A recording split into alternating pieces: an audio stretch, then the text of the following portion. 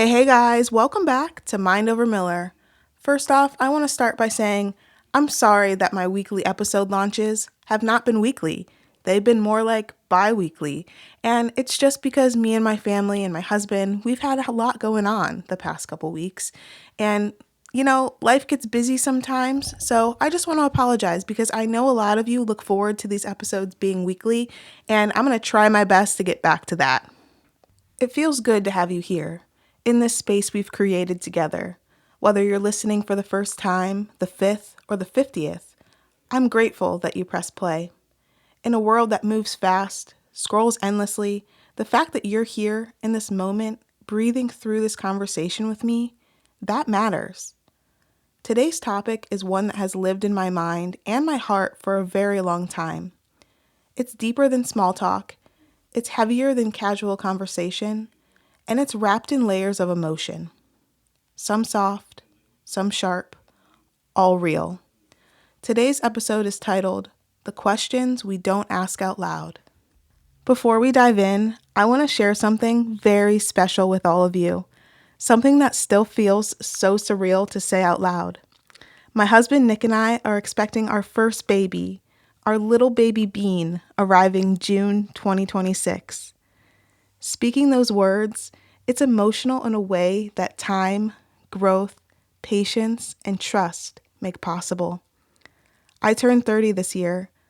I've been with my husband for 11 years, building a life, navigating adulthood, learning how to communicate, splitting fries and responsibilities, celebrating wins, growing through the hard parts, choosing each other again and again. And from almost the beginning, it felt like the world had expectations, or at least questions. When are you getting married? Then after we got married, when are you having kids? Then after that, when are you buying a house? Don't you want more space? What's next? It's interesting how quickly the celebration of one moment becomes the starting line for the next. We celebrate, briefly, then we ask what's next. But today, I want to talk about why those questions matter, and sometimes, why they hurt. Most people don't ask these questions with harmful intent. They aren't trying to dig into something painful or pry into places that haven't healed yet. But intention doesn't erase the impact. Sometimes, a question that feels innocent to the person asking can feel like a punch or a trigger or a reminder to the person receiving it. You never know what someone is carrying quietly. You never know what season someone is in, what they're grieving, rebuilding, saving for, healing from, or praying about. You might be asking a question about one moment, unaware that their answer requires unpacking 10 years of heartbreak that they're not ready to speak about. Maybe they're trying, and the test keeps coming back negative. Maybe they are recovering from a loss they don't want to relive through conversation. Maybe a doctor has told them the word never, and they're still learning how to breathe through that. Maybe their finances are tight, paycheck to paycheck tight, and questions about buying a house feel like salt in a wound. Maybe they're not sure kids are a part of their story, and they're tired of defending a decision that should not require a debate. Or maybe they simply haven't gotten there yet. Not because they're behind, not because they're unmotivated, not because they're failing, but because life isn't a race, and milestones are not finish lines. We grew up absorbing a script we never auditioned for. Graduate, career, marriage, house, baby, repeat. As if adulthood was a ladder, and every step was the same height and distance for everyone. But that ladder is fiction. Life is not a checklist. It's a story. Your story. Some chapters are short. Some are painfully long. Some are plot twists you didn't even see coming.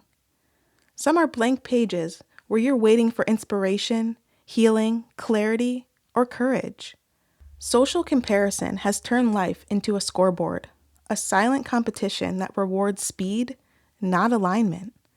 We forget that timelines we see online are edited, filtered, cropped, and captioned.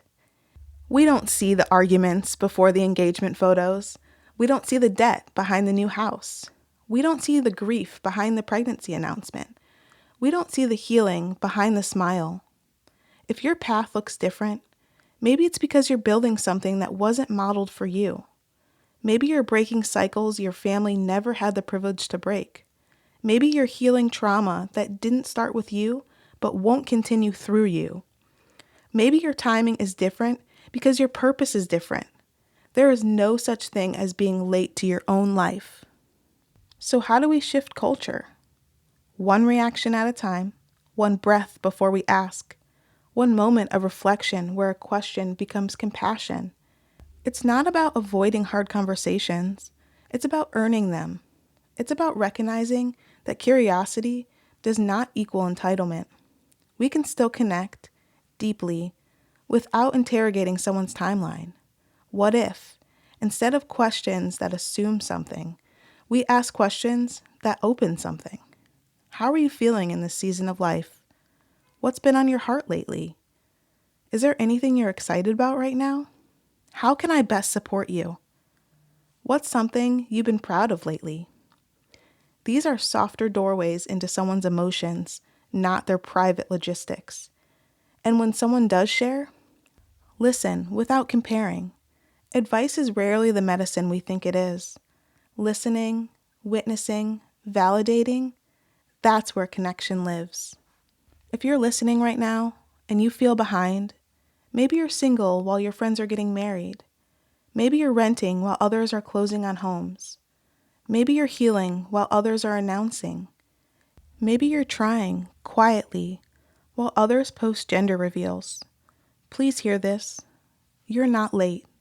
You're becoming.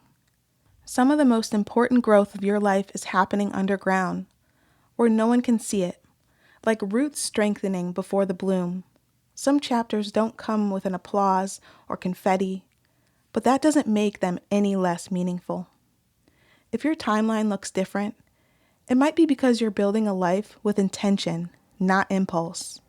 You're learning, healing, unlearning, rediscovering, and the progress no one sees is still progress. So now, here we are, stepping into a chapter that feels aligned and meant for us. Baby Bean, a sweet reminder that life unfolds in its own beautifully unexpected timing. This moment feels sacred because it arrived when it was meant to, not rushed, not delayed, but aligned. We didn't reach this point because the world expected it. We reached it because our story led us here. And your story, whatever that looks like, whatever chapter it's in, has value. It has purpose. It has timing that belongs only to you. Life is not meant to be microwaved. It's meant to be marinated. The richest stories take time. The most meaningful chapters unfold slowly. And some of the most beautiful moments arrive quietly after seasons that required patience and faith. If today's episode made you think differently, breathe differently, or reflect differently, I'm honored you're here. The questions we don't ask can be a form of love, and the questions we ask with compassion can change someone's entire day. And in the meantime, take care of yourself, speak kindly to yourself, and remember, there is no deadline on becoming who you're meant to be. You're allowed to grow slowly. You're allowed to change direction. You're allowed to bloom in your own season and still be beautifully, perfectly on time. I love you guys. Talk to you next week.